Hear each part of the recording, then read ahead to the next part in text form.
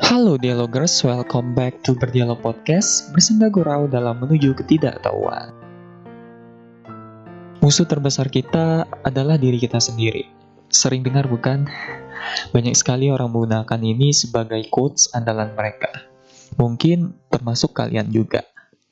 Melawan diri sendiri ternyata begitu sulit. Asli.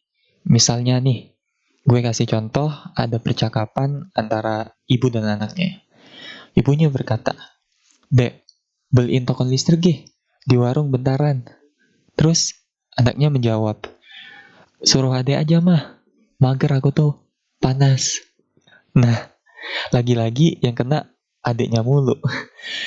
Ya, mau gimana? Harap bersabar ya wahai kalian para adek. Nah, ini nih yang sebenarnya sering terjadi di lingkungan masyarakat kita, apalagi di khusus generasi milenial dan generasi Z sekarang ini gitu.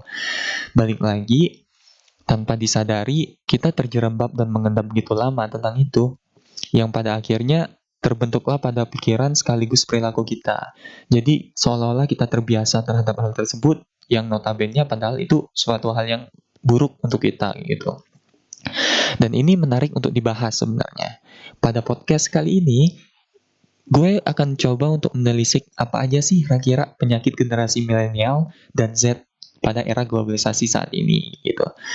Nah, penyakit di sini bukan kayak penyakit batuk ya teman-teman, tapi kayak konotasinya itu kayak kebiasaan buruk lah yang ada pada generasi milenial dan Z kayak gitu. Nah, ini ada beberapa poin sebenarnya yang udah gue siapin, yang udah gue rangkum untuk membahas tentang kebiasaan buruk dari generasi milenial dan Z. Dan ini bukan hanya pendapat gue sendiri, dan gue sempat juga nanya kepada teman-teman gue juga, apa sih kira-kira kayak gitu penyakit generasi milenial dan Z kayak gitu. Yang awalnya mereka ya bilang kayak stres atau ya bukan kayak gitu, tapi kebiasaan buruknya gitu. Nah, ternyata dari beberapa teman gue banyak sekali mereka kirim ke gue itu kayak oh ini ternyata, dan sampai akhirnya gue rangkum dan jadilah materi ini gitu. Nah, mungkin ini bakal relate kehidupan teman-teman juga, bakal berhubung atau dari poin-poin ini teman-teman ngerasain juga, dan ya semoga nanti selepas ini kita tersadarkan ya sama-sama, karena gue juga kayaknya ada beberapa poin nih. Nah, mungkin nanti di sini kan ada beberapa poin, jadi dihitung aja deh berapa poin dari kalian yang ya menurut kalian ada di dalam diri kalian gitu. Baik, kembali lagi sebelum lebih jauh kita harus tahu dulu nih apa sih bedanya generasi milenial sama generasi Z yaitu. Terkadang kita juga salah kaprah nih terhadap pengertian antara generasi milenial dan generasi Z kayak gitu. Dan ya, generasi Z adalah generasi yang lahir di atas tahun 1996. Jadi teman-teman yang lahir tahun 1997, 98, terus 99, terus sampai ke atas itu ya termasuk generasi Z gitu. Nah, sedangkan generasi milenial atau sering disebut juga generasi Y, mereka itu identik dengan lahir pada tahun 1980-an, sampai batas generasi Y itu 1980 sampai 1995. Jadi bagi teman-teman yang lahir pada tahun itu, kalian termasuk generasi milenial, dan bagi teman-teman yang di atas tahun 97 nih, 96, sorry, 96 berarti kalian termasuk generasi Z. Nah, sebenarnya itu nggak ada terlalu jauh ya perbedaan antara generasi Z dan generasi Y. Keduanya merasakan transisi teknologi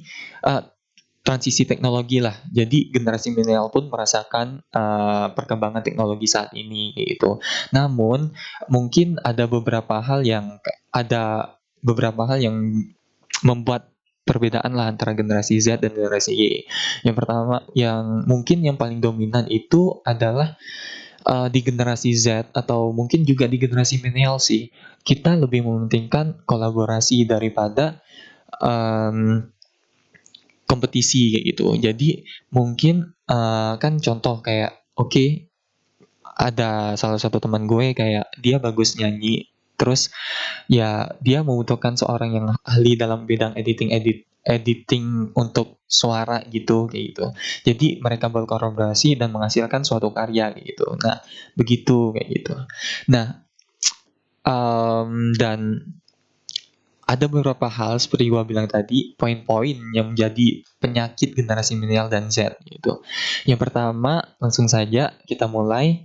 Yang pertama itu adalah FOMO. Nah, mungkin FOMO ini ya nggak asing lagi ya di telinga teman-teman semua, karena FOMO ini merupakan fear of missing out.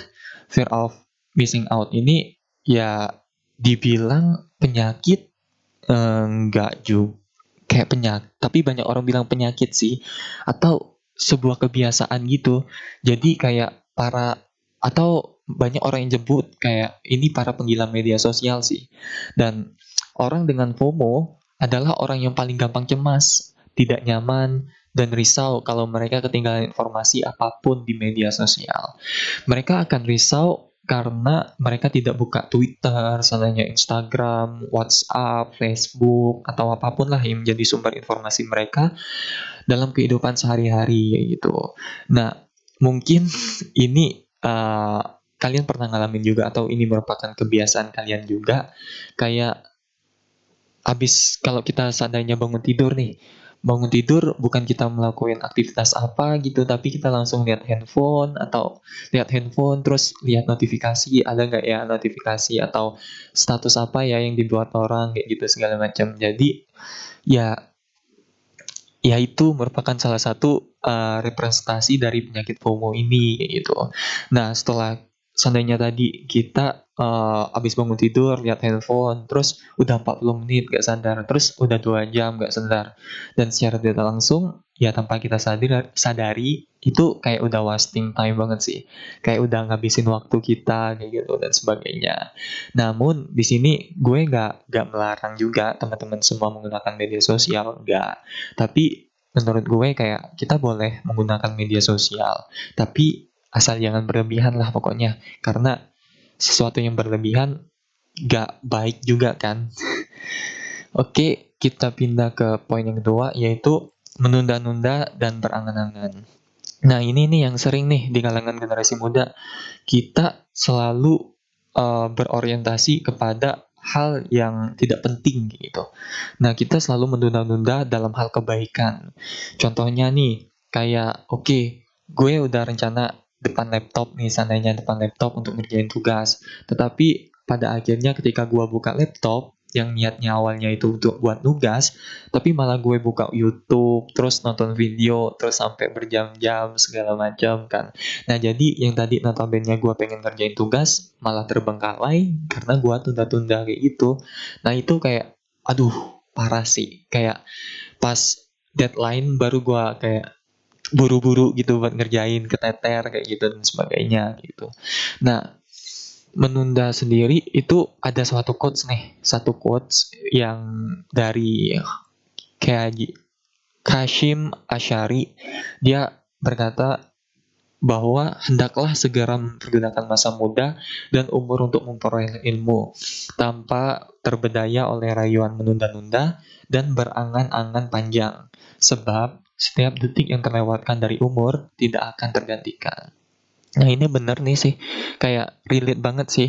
Dan ya, dan kayak ketika kita menunda-menunda sesuatu itu, ya waktu terus berjalan tanpa kita sadari, dan dia tidak menunggu kita, tapi kita harus memanfaatkan momentum itu kayak gitu. Kita hidup untuk hari ini, ya untuk masa depan ya tergantung hari ini juga kayak gitu. Nah, poin yang kedua itu lagi menunda-nunda dan berangan-angan. Nah, ketika kita berbicara masalah berangan-angan ini, sering gak sih lu kayak merenung gitu malam-malam, gue pengen jadi apa ya? Seandainya gue jadi artis, seandainya gue jadi apa gitu, gue wah bakal happy banget nih kayak gitu-gitu. Tapi kita ya hanya sebatas angan-angan aja, nggak ada aksinya gitu. Dan memang ya kita tahu lah kalau berangan-angan itu kayak wow luar biasa, seneng banget kayak itu ngebayangin kalau kita seandainya sukses atau sebagainya, sukses dalam perspektif kalian sendiri-sendiri ya, mungkin nggak bisa di generalisir sukses seseorang itu bagaimana sih. Nah, kita selalu terjerembab dalam hal tersebut gitu, berangan-angan terlalu berlebihan tanpa adanya aksi kayak gitu. Kita banyak keinginan nih, tapi ya kita tidak berusaha untuk mewujudkan keinginan gitu, keinginan itu. Nah, itu yang jadi problematika kayak gitu. Nah, seandainya teman-teman memiliki angan-angan dan eh, berangan-angan terhadap sesuatu yang baik itu, jangan ditunda-tunda deh pokoknya. Langsung segera lakuin dan ya biar nanti teman-teman juga nggak menghabiskan waktu yang telah kita dapatkan gitu, yang tidak dapat tergantikan juga gitu. Yang ketiga yaitu adalah mager. Nah ini nih mager yang seperti gua bilang contoh tadi, yang percakapan antara ibu dan anaknya gitu. Nah mager ini ya ya gimana ya, udah kayak identitas kita lah. Identitas kaum rebahan kali ya, mager kayak gitu segala macam ya. Ini parah sih. Kalau seandainya contoh temen gue diajak, yuk yuk keluar yuk main kayak gitu, mager ah males kayak gitu. Aduh, ini sih mager, teman-teman tahu kan maksudnya, kayak males gerak kayak gitu. Itu apaan sih? Ya mager segala macam ya, itu memang sering sih terjadi, dan ya mungkin teman-teman juga ngalamin ini dan melakukan ini juga. Jadi ya that's the thing kenapa saya taruh di sini merupakan salah satu poin sebagai penyakit generasi milenial dan Z gitu. Yang keempat yaitu ngaret. Ini nih satu parah sih, ngaret. Ya mungkin nggak tahu ya, Indonesia juga terkenal dengan, katanya sih, kalau nggak salah gue sempat baca-baca juga, memang Indonesia terkadang ngaretnya itu luar biasa. Maksudnya dalam artian, pernah pernah sih lo ngerasain kayak gitu, kayak oke mulainya jam 1 terus yang harusnya mulainya jam 1 terus mulainya jam 2 kayak gitu segala macam ya. Memang kita udah biasa terus seperti itu karena ya faktor lingkungan juga mempengaruhi ya. Nggak tahu ya kalau memang ya alamiah, nggak mungkin alamiah sih, atau memang udah mindset kita seperti itu, it's okay. Tapi terkadang memang seandainya kita bertemu dengan orang yang on time, wah itu parah sih, bakal konflik kayaknya. Jadi aduh ngaret. Terus kayak pernah nggak sih lu diajak, lu nanya temen lu, pengen ngajak ke tongkrongan seandainya, kayak bro sini nongkrong, gue udah di tempat kopi biasa nih kayak gitu seandainya. Terus lu jawab OTW bro gitu. Ya padahal lu nya masih tidur, terus belum mandi, terus ya masih ngelakuin aktivitas yang lain lah, belum belum jalan gitu. Nah itu sering terjadi sih di generasi milenial dan generasi Z juga gitu.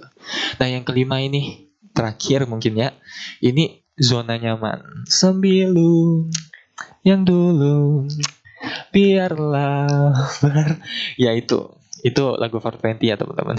Bukan promosi. Nah zona nyaman ini juga sering terjadi di kalangan kita kayak gitu. Nah zona nyaman ini kita maksudnya adalah kita sudah merasa nyaman dengan apa yang kita miliki sekarang gitu. Situasi sekarang yang telah membuat kita nyaman sehingga kita tidak bisa berproses untuk menjadi lebih baik gitu. Nah sebenarnya ini sebuah kayak gimana ya? Kayak bumerang juga sih buat kita. Oke, di mana waktu kita butuh zona nyaman, tetapi zona nyaman itu sendiri bisa membuat kita tidak menjadi orang yang berkualitas juga gitu. Seandainya lo udah mendapatkan sesuatu nih, tapi lo nggak mau berusaha lagi, mencoba untuk melakukan hal-hal yang baru gitu. Nah itu lo nggak bakal berkembang gitu.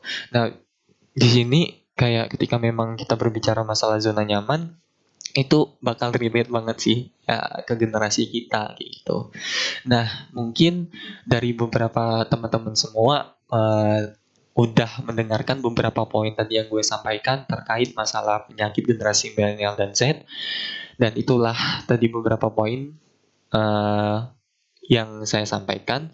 Dan menurut kalian, pada diri kalian ada berapa poin yang kena relate kepada teman-teman semua? Apakah satu atau dua atau mungkin tiga? dan atau semuanya. Gak apa-apa ya. Ya, mari dibuang atu-atu, dibuang satu-satu, dan karena biar penyakitnya nggak parah kayak gitu. Nah, saya harap dengan adanya podcast yang membahas tentang penyakit generasi milenial dan Z ini bisa membentuk karakter kita menjadi karakter yang lebih baik dan tidak terjerembab pada penyakit generasi milenial dan Z yang seharusnya sudah kita sadari, tetapi kita leha-leha aja kayak gitu dan sebagainya. Karena menurut gue juga waktu nggak bisa diulang bro, kayak gitu. Waktu nggak bisa diulang, asli. Dan itulah mungkin sekian dari podcast kali ini. Terima kasih bagi teman-teman yang udah mau dengerin podcast ini, dan terima kasih juga bagi teman-teman yang udah mau share ide-idenya kepada gue tentang penyakit generasi milenial dan Z. Dan terima kasih juga untuk yang udah share video ini, terus dukung video ini, podcast ini. Terima kasih banyak. Semoga amal ibadah kalian diterima di sisi Allah Subhanahu wa taala. Jadi, oh iya lupa. Jadi bagi teman-teman yang pengen ngirim ceritanya dan nanti bisa dibahas di podcast ini, kalian bisa kirim lewat email berdialoger@gmail.com atau bisa langsung DM aja. Nanti insya Allah dibaca semuanya kok. Terima kasih. Semoga ada makna dan mengembalikan senyummu yang pergi.